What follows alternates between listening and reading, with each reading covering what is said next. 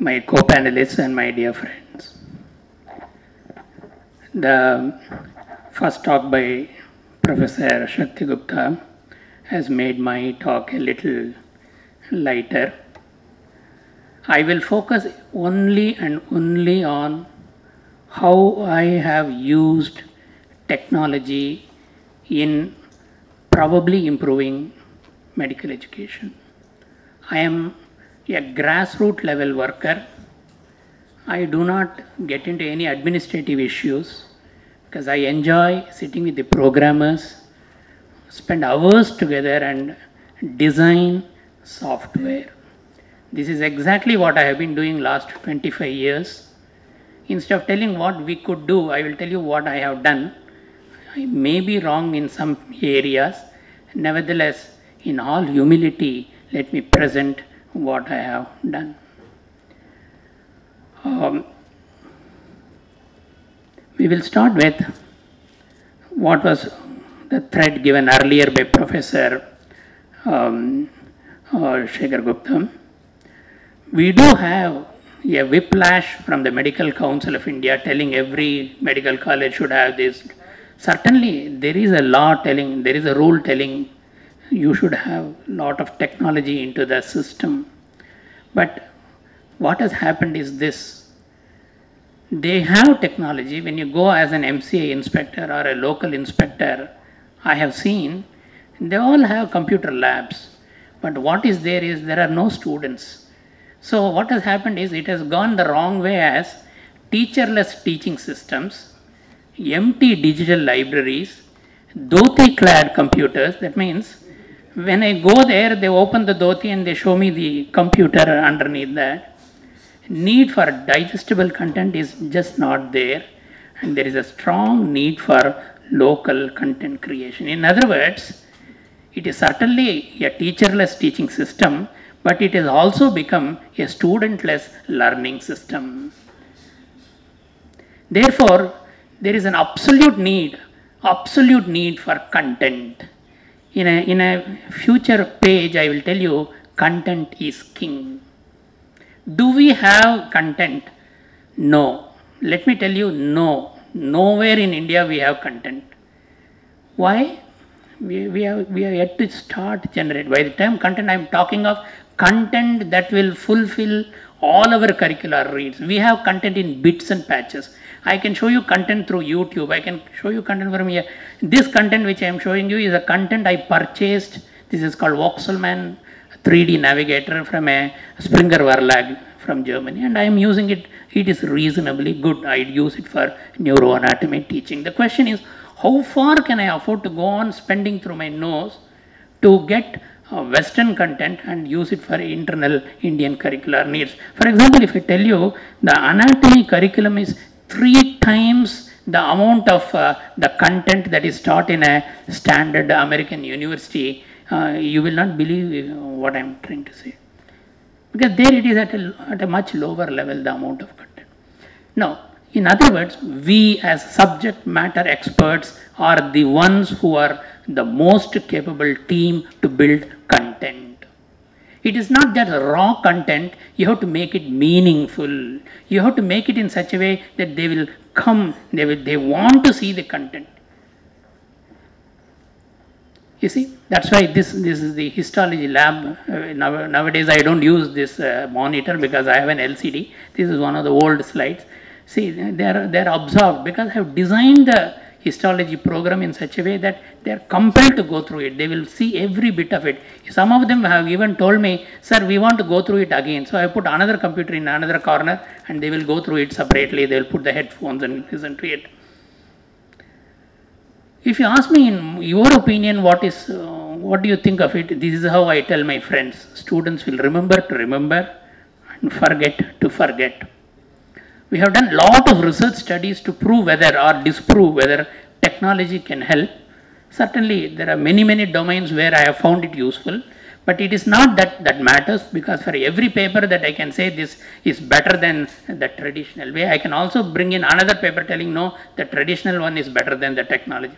Let us now have a dispute on or a fight on this. The issue is what strategies we can use to adopt a technology to enable meaningful learning. That is the most important point. You see, these are some of the examples I have done. Now you see, this slide tells you how active the team is and how much of computer is being used in the process. This is my colleague, Professor Hariprasad Chegu. He is a very senior biochemist. He is using it in his center at Chennai. Now, at some stage I realized I was not alone. When I went through the world literature, I found there are a number of others who are doing equally good work, and I am at a comparable level with them.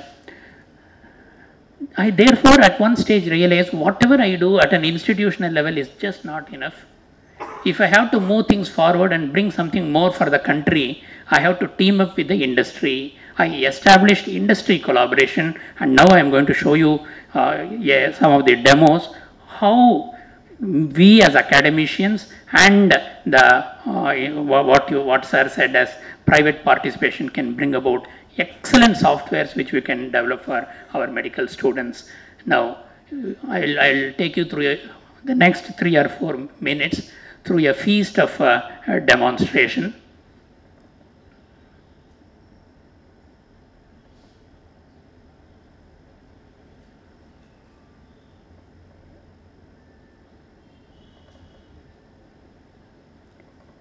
Let's say, for the moment, this class is an embryology class. I hope all of them here, all of you are here, somewhere or the other connected to medical education. Let's see, if this class is on embryology and I am taking a class on cell division, what difference it will make if I have a clipping like this, which will supplement my regular teaching. I am just posing a question. As I am the presenting person, I do not want to give the answer. You take your own decision. All these are done by me in collaboration with a private company. The estimated budget for the project was about 40 crores. It is now available as a commercial product.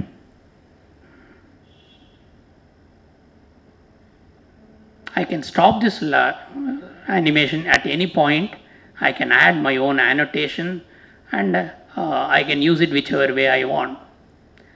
Let us say the same thing, this is one picture, one animation. Let us say somebody from the OBG department comes in, they also want to use the same animation. You see how I have modified the same, absolutely the same animation. The context, you see how I modify.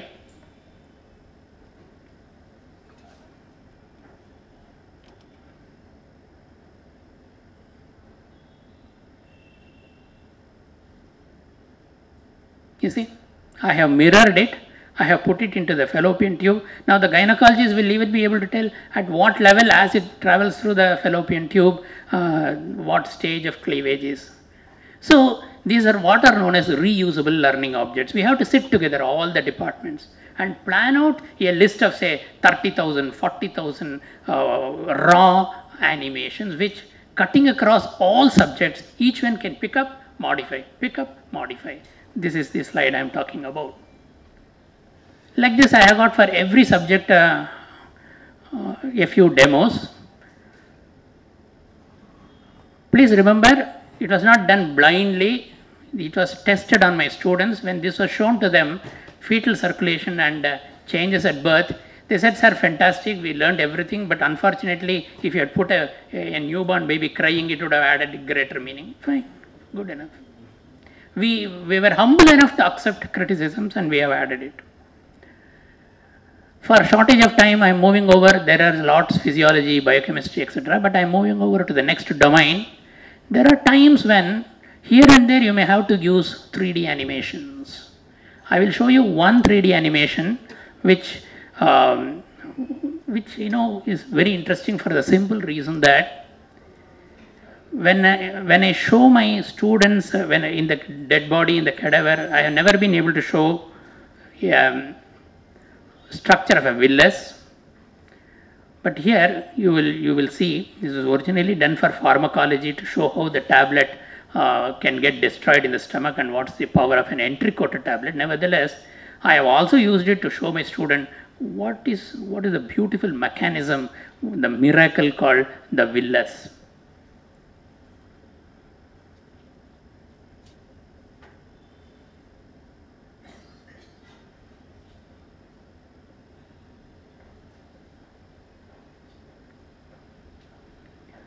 Now, things that cannot traditionally be shown in a conservative environment, you see, that's the beautiful villi.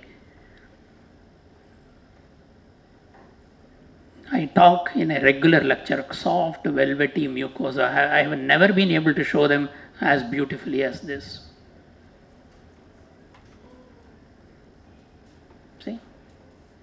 Till the drug molecule goes into the bloodstream, I have been able to.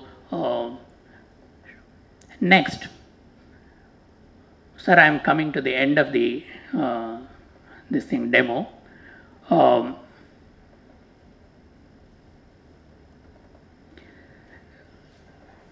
Next stage, interactive computer graphics is the next step in bringing the students into the system.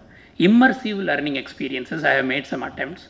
This is a demo of a virtual heart. In a dead body, I cannot show the blood flow. If the blood is flowing, it will not be, I cannot show it like this. So it is neither anatomy nor physiology. Therefore, it is a virtual reality model. I can put a drip line. I can call a professor from pharmacology and I can tell him add this drug and this is a mathematical model. I can make the heart contract faster, slower, powerful, less powerful. So for the first time I am giving, just like giving in the aviation industry a virtual aircraft, I am letting loose the student on a virtual environment, allowing him to make mistakes. I think that is the greatest thing technology can offer in medical education. Make mistakes any number of times, learn from it, pick up confidence. This, my dear friends, is all that I have been able to communicate in this session. Thank you so much for your patience.